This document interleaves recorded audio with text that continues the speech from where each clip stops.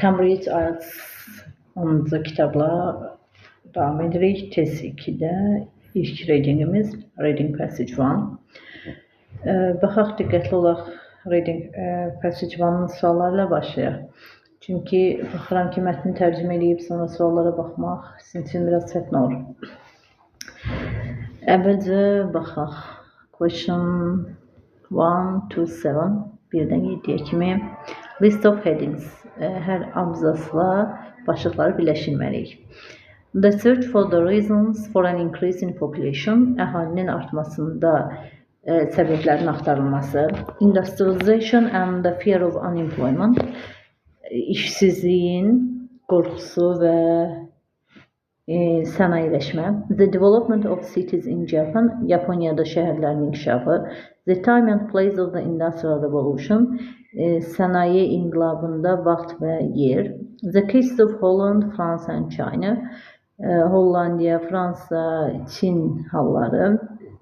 Çində işlər. Changes in drinking habits in Britain. Britaniyada içmə vərdişləri, içki vərdişlərinin dəyişməsi. Two keys to Britain's Industrial Revolution. Britaniya sənaye inqilabı üçün 2 açar. Conditions required for industrialization. Sənayeleşmə üçün tələb olunan conditionlar, yəni şəraitlər. Comparison with Japan lead to the answer. Yaponiyanın müqayisəsinin cavabı axtarması. İndi baxırıq birinci abzasımıza. Tea and the Industrial Revolution. Çay və sənaye inqilabı. Çayın sənaye inqilabı ilə əlaqəsi maraqlıdır. A Cambridge professor said that a change in drinking habits was the reason for the Industrial Revolution in Britain, Anjana Ahuja reports. Cambridge alimi deyir ki, içmə vərdişlərinin dəyişməsi sənaye inqilabı, Britaniyada sənaye inqilabına səbəb olan səbəbi idi. Anjana Ahuja bu adıdır. Reports, yəni o məruz edir. Alan Macfarlane, professor of anthropological science at King's College, Cambridge, has, like other historians, spent decades wrestling with the enigma of the Industrial Revolution. Alan Macfarlane, King College, Cambridge'de olan King's College'nin antropoloji elmlər professorudur. O, başqa tarixçilər kimi sənaye inqilabının sirli tərəflərini tapmaq üçün çox onilliklər mübarizə aparmış. Why did this particular Big Bang, the world-changing birth of industry happen in Britain?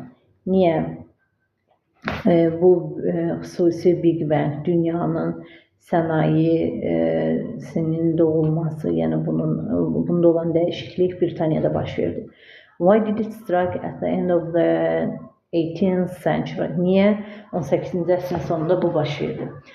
Baxın, sadəcə olaraq 2-3 cümlə var burada və buna görə də paragraf E'imizin hansı variant olduğuna baxırıq. Əlbəttə ki, the time and place of the Industrial Revolution, sənaye inqilabının, baxın bu isə 4-cü, sənaye inqilabının vaxtı və yeri. Dedik ki, Britaniyada baş verib, 18-ci əsrin sonunda baş verib. Gördünüz, cümləmizdən, mətnin içərisindən bunu tapdıq. Vaxtını da verdi, yerini də verdi, sənaye inqilabı da var burada. Baxırıq B-yə, paragraf B-yə. Macfarlane compares the puzzle to a combination lock. Macfarlane puzzle'ı açarla birləşdirdi, müqayisə etdi. There are about 10 different factors and all of them need to be present before the revolution can happen, he says. Onlar hamısı 20 faktordan ibarətdir. Hər biri təqdim olunmalıdır. İnqilab baş verməmişdən əvvəl, o dedi. For industry to take off, there needs to be the technology and power to drive factories, large urban populations to provide cheap labor, easy transport to move goods around, an affluent middle class willing to buy mass-produced objects, a market-driven economy and a political system that allows this to happen. Deməli,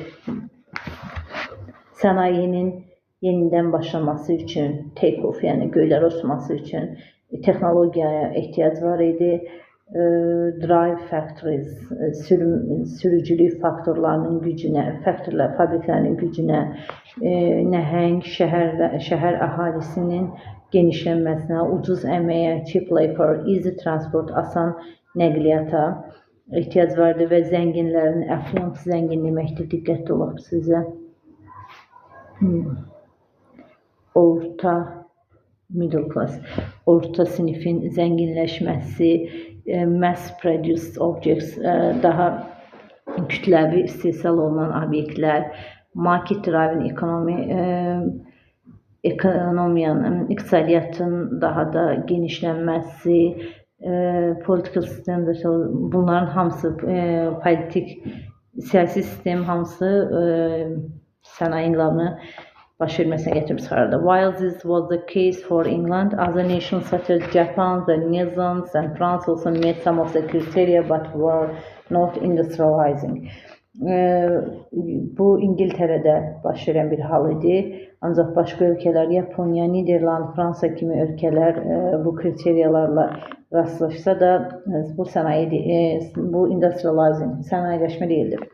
All these factors must have been necessary but not sufficient to cause the revolution, says Macfarlane. Bu faktorların hamısı vacibdir, ancaq Macfarlane deyir ki, revolutiona səbəb deyil. Revolutiona səbəb olacaq sufficient əhəmiyyətlikdə deyil. After all, Holland had everything except coal, while China also had many of these factors. Hər şeydən sonra Hollandiyanın kömürdən başqa hər şey vardı, Çində isə hər şey vardı. Most historians are convinced that are one or two missing factors that you need to open the lock.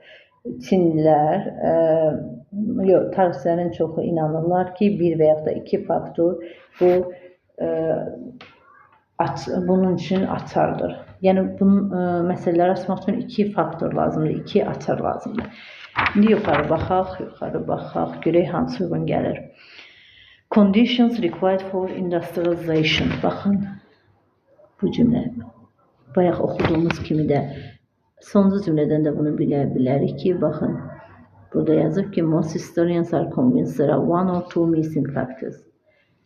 Conditionları deyir. Hansı şəraitlər vardı? Cheap labor idi, political system idi, mass-produced object. Bunlar hansı şəraitlərdir? Yəni, bu sənayeləşməni tələb edən şəraitlərdən söhbət gedir. Yəni, bunlar oldu ki, sənayeləşmə, yəni inqilabın baş verməsinə ehtiyac yarandı. Baxırıq C-yə. The missing factor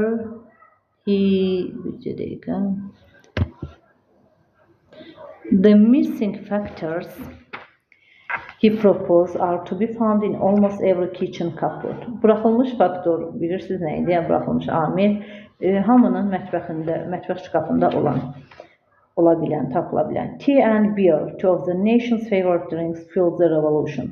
Çay və pivə milli içkilər olan, hər ikisi milli içkilərdir və bu inqilabı daha da ateşlədi, daha da artırdı. The antiseptic properties of tannin, the active ingredient in tea and of hops in beer, plus the fact that are both made with boiled water, allowed urban communities to flourish at close quarters without succumbing to waterborne diseases such as dysentery. Deməli, antiseptik xüsusiyyətləri olan tannin maddəsi, aktiv ingredient, çayın aktiv ingrediyentidir və pivənin ximel, tərkibində olan ximel bitkisi, üstəgələk hər ikisi qaynanmış suda hazırlanırdı və bu şəhər cəmiyyətinin daha da inkişafına səbəb oldu və beləliklə onlar bağırsaq xəstəliklərinə, suda yaranan bağırsaq xəstəliyinə təslim olmadan bu içkilərdən istifadə edə bildilər. Yəni, bayaq suyu qaynamamış şəkildə içirdilər. İndi artıq çayı, pivəni qaynanmış şəkildə içərək bu xəstəlikdən azad oldu. Burada sözə baxın, succumbing sözü, təslim olmaq sözü çox işlənən bir sözdür IELTS-də. Sonra dysentery bağırsaq xəstəliyidir. Bunlara ehtiyac yoxdur. Əsas sözümüz succumbing olacaq burada.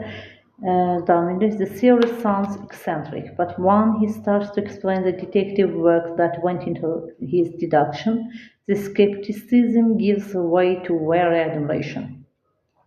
Nəzəriyyə qəribə səslənirdi. Ancaq dedektiv əsərlərdə onun izahını baxa bilərik ki, skeptizm şübhə demək ümumiyyətlə, amma bu nəzəriyyəni nəzərdə tutulur burada. Bu skeptizm nəzəriyyəsində artıq qəribə heyranlıqlar vardı. Macfarlane case has been strengthened by support from notable quoters. Roy Potter, the distinguished medical historian, recently wrote a favorable